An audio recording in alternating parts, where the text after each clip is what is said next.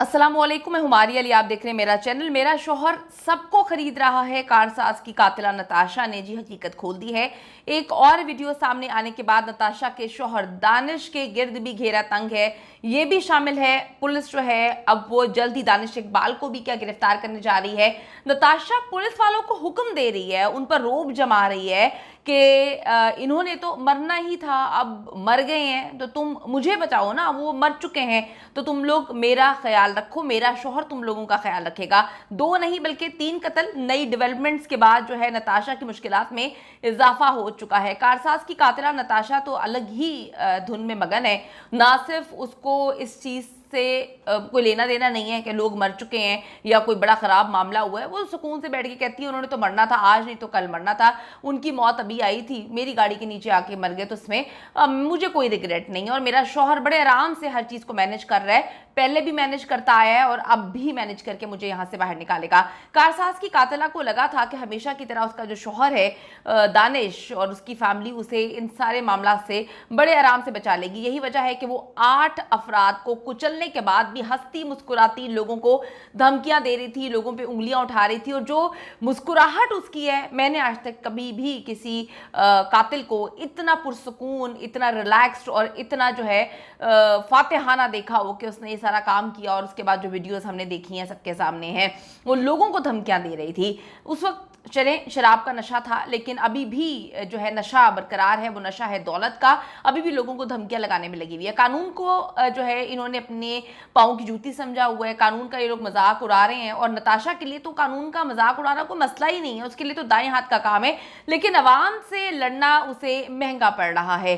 अब ये तफसीलात भी सामने आई हैं कि नताशा के साथ साथ उसका जो शौहर दानिश इकबाल है उसको भी गिरफ्तार किया जा सकता है। नताशा के पास पाकिस्तानी लाइसेंस है ही नहीं, और ये बात उसका शौहर बहुत अच्छे से जानता था, उसको मालूम था। और उसके बावजूद वो नताशा को हर 6 महीने बाद एक नई गाड़ी गिफ्ट करके देता था। ये गाड़ी उसने कुछ महीने पहले इसको गिफ्ट करके दी थी। तो जब सब चीज़ें खरीद सकते हैं तो बीवी को एक लाइसेंस भी लेके दे देते, उसको गाड़ी पाकिस्तान में चलाना सिखा देते। लेकिन नताशा तो गाड़ी पे ऐसे बैठती है जिस तरह से हमने कुछ वीडियोस देखी, उसमें वो गा रही है, नाच रही है, और वो बैठकर उसको ऐसे लगता है कि जी हवाई जहाज उसके पास है, बाकी सारे कीड़े मकोड़े हैं और उनको कुचलना है। और वो कुचलती ही आ रही है आज तक। ये गाड़ी गुल अहमद कंपनी के नाम पर रजिस्टर है और कंपनी का मालिक है दानिश इकबाल। अब कानून की दफ़ा 114 के तहत जो दानिश इकबाल हैं वो भी जुर्म में बराबर के शरीक हैं और उनके खिलाफ भी मुकदमा चल सकता है। अब यहाँ तो गवर्नर सिंध कुछ ऐसा बोल रहे हैं जिससे मेरे तो कान मुकम्मल तौर पे खुल गए हैं। वो कह रहे हैं कि दानिश इकबाल पूरे सिस्टम को खरीदने में लगा हुआ है, वो वकीलों पर वकील करे जा रहा है और उसकी कोशिश है कि पुलिस को भी वो खरीद ले। तो कामरान तसोरी का कहना है कि नताशा के शौहर को जाम बहक और जो बेचारे जख्मी हैं, जो जान की बाजी हार चुके हैं, उनके घर जाके उनके पाँव पकड़ने चाहिए, उनकी मिन्नतें करनी चाहिए, उनसे जो है ये बोलना चाहिए, माफ़ियाँ मांगनी चाहिए कि गलती हो गई है। लेकिन यहाँ पर ये बंदा जो है वो सिस्टम को खरीदने में लगा हुआ है, हर चीज़ पर पैसे फेंक रहा है और उसको लगता है कि वो वकीलों और पुलिस को खरीद लेगा। बिल्कुल जी, गवर्नर साहब को शुक्र है, ये बात पता है। हम आवाम तो बहुत अच्छे से जानते हैं कि यहाँ पर उनको एक रत्ती बराबर भी रिग्रेट नहीं है। जितने भी केसेस है, कोई ये केस तो नहीं है, आप देख लें कि नूर मुकद्दम को कत्ल किया था दरिंदे जाहिर जाफर ने, उसकी फैमिली ने एक बार भी माफ़ी तलाफ़ी नहीं की कि भाई गलती हो गई है। उसके बाद आप ये देखें तहा का जो ट्रेल 5 का केस है, वहाँ पर जो सब कुछ मामला हुए, बड़े रिलैक्स होते हैं कातिल, बड़े रिलैक्स होते हैं, उनको कोई लेना देना नहीं होता। उनको लगता है कि यहाँ पर हम हर चीज़ खरीदेंगे, लेकिन वो जो अल्लाह की अदालत में आपने पेश होना है, वहाँ पर आप क्या खरीदेंगे, आप किस मुँह से जाएंगे, ये गंदे मुँह और किरदार और अपने करैक्टर को लेकर जाएंगे।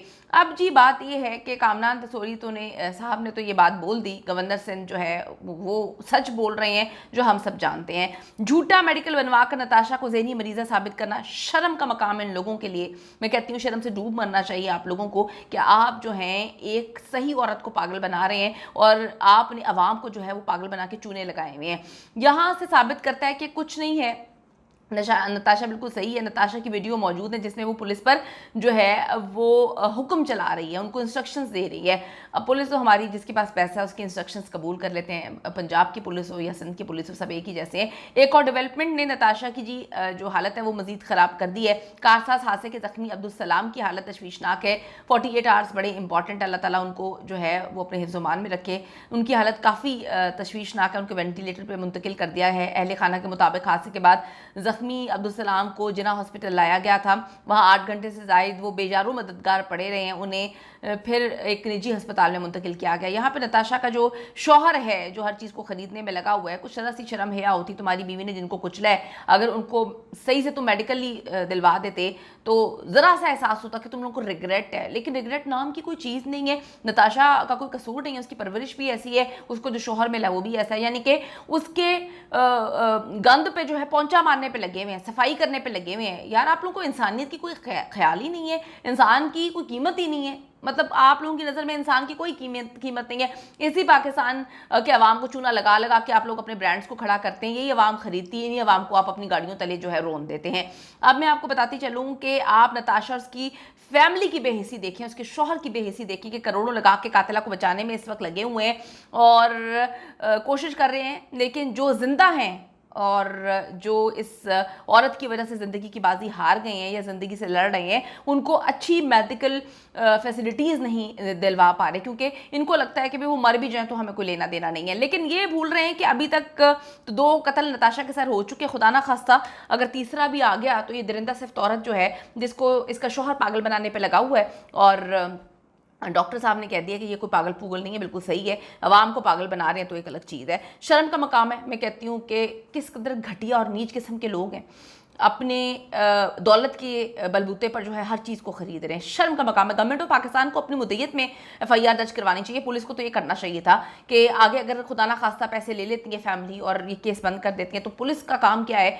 पुलिस का काम एक न्यूट्रल काम होना चाहिए था। लेकिन पुलिस यहाँ पर आके कहती है, बेचारी नताशा जो है प्रेस कॉन्फ्रेंस में, नताशा जो है वो देखिए वो आधी मुजरिम नहीं है। भाई आधी मुजरिम तो कोई भी नहीं होता, पहली बार जो करता है कोई भी मामला उसका पहली बार तो होता ही है ना, हर चीज़ का पहली बार तो होता है। तो जो लोग कत्ल करते हैं, आप उनके लिए, जिनके पास पैसे नहीं होते, आपने कभी उनके लिए बोला कि इनकी कितनी मजबूरी होगी? आप तो उनको धुतकारते हैं, उनको ठुड्डे मारते हैं। देखा हमने पुलिस स्टेशन का काम, आज से जर्नलिज्म शुरू नहीं की हुई, सालों गुजर गए हैं और हमें पता है कि पाकिस्तान में आप लोग किस तरह से ट्रीट करते हैं, पाकिस्तान से बाहर दुनिया को किस तरह से पुलिस ट्रीट करती है। तो कहने का मकसद ये है कि इस वक्त जो अब आप उसके अब्बा और अम्मा बने हुए हैं और कह रहे हैं कि वो बेचारी आधी मुजरिम नहीं है, तो बहुत सारे लोग आधी मुजरिम नहीं होते, उनसे भी बड़ी गलतियां हो जाती हैं।